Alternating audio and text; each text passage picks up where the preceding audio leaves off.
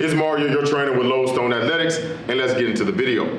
Now, in today's video, I'm going to be giving you a reliable chest building routine that you can use for whatever goals that you may have to build a solid chest, all right? Now, with any routine, you want to start with your compound exercises first. Reason is because you're going to have the most energy that you have at the beginning of the workout, and you're going to dwindle down towards the end of the workout. That's why at the end of the workout, you're going to focus on some less intensive exercise like your isolation movements.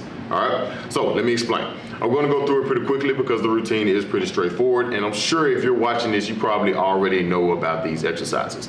Now, the first exercise on the list is going to be the flat bench. All right, now if you're going for strength, I would recommend either 5 to 6 sets. It's going to be at least 2 warm-up sets and then 3 to 4 working sets. Now, personally for strength, I do 5 reps. If I can get 5 reps pretty easy with one weight, then I'm going to increase the weight slightly and I'm going to go for another 5. If it feels like it's like moderate intensity, then I'm going to stick with that weight for the remainder of the sets. All right, now if it's more of a hypertrophy thing, then I'm going to stay in the 8 to 10 rep range. Same concept. If I feel like that is a little too light and I'm able to get to that 8 to 10 pretty easy, then I'm going to increase the weight to get to a point where that 8 to 10 reps is a little bit more difficult, but I can still be pretty consistent with it. All right. Now on the endurance side of things, where if you want to go for more muscular endurance, then I would go for 12 to 15 reps. Of course, the weight will have to end up being a little bit lighter in order to accomplish this. And also the sets will need to be a little bit less to accomplish this as well. Like you really only need maybe 3 or 4 sets if you're going to go for an endurance run, because you're going to burn your muscles out fairly quickly by doing so. All right. So just to recap, flat bench, 5 to 6 sets if you're focusing on strength. I would say about 5 sets if you're only going to focus on hypertrophy, and I would say either 3 or 4 sets if you're only going to go for endurance. All right. Now, next on the list is going to be the incline bench press. Now, the incline bench press is best for its hypertrophy factor. All right. Now, coming from the flat bench to the incline bench, you're going to be a little taxed, but you can still run it the exact same way. If you want to do strength, then you can still go for that I would say 4 to 5 sets. You don't have to do 6, but go 4 to 5 sets, still keeping in that 5 rep range because you've already warmed up. Your chest is good. You can really jump into those heavier numbers faster than you can when you first started.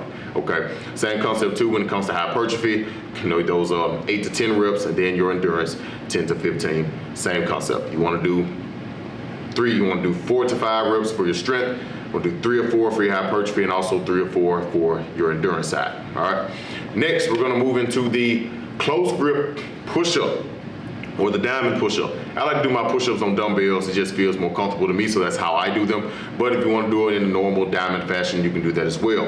Now, when you're doing push-ups, it's not really a strength thing. It's really more of an endurance thing. I don't exceed 25 reps per set, so anything between 15 to 25 would be perfect. Exceeding anything over that, you're just burning yourself out for no reason. And I like to superset that with chest flies. Now, chest flies are a great isolation exercise because it's going to work your chest at a stretch or a range of motion that wouldn't be achievable in any other exercise. Okay, but I would only do those 2 for 3 sets. And the reps that I would do for that for those chest flies, I would stay in the high range between like 12 to 15, maybe 10 if I'm introducing a new weight. I would go as low as 10, but between 10 to 15, I will stay in that range for my chest flies as well. You know, very slow and controlled. Make sure you're squeezing at the top of the chest fly, and you'll really start to feel that pump and that blood flowing into those chest muscles. And that will be a great way to end your chest routine because you've tackled everything. You did your strength, you focused on your hypertrophy, you also worked on your endurance.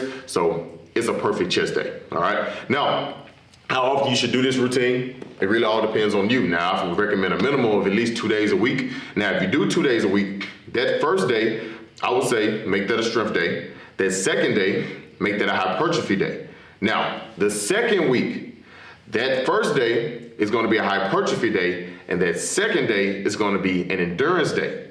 Then that third week, that first day is going to be back to a strength day. All right, because you're going to need to cycle these things in order to make sure that you're constantly building the strength necessary. And if you stay in a certain rep range for too long, eventually you will reach a plateau and your muscles you're not going to feel like you're going to progress any longer. So continue to rotate these days to be sure that you're increasing your strength and getting stronger and continue to make progress. All right, but that's all I got for you today. Stand out, be different.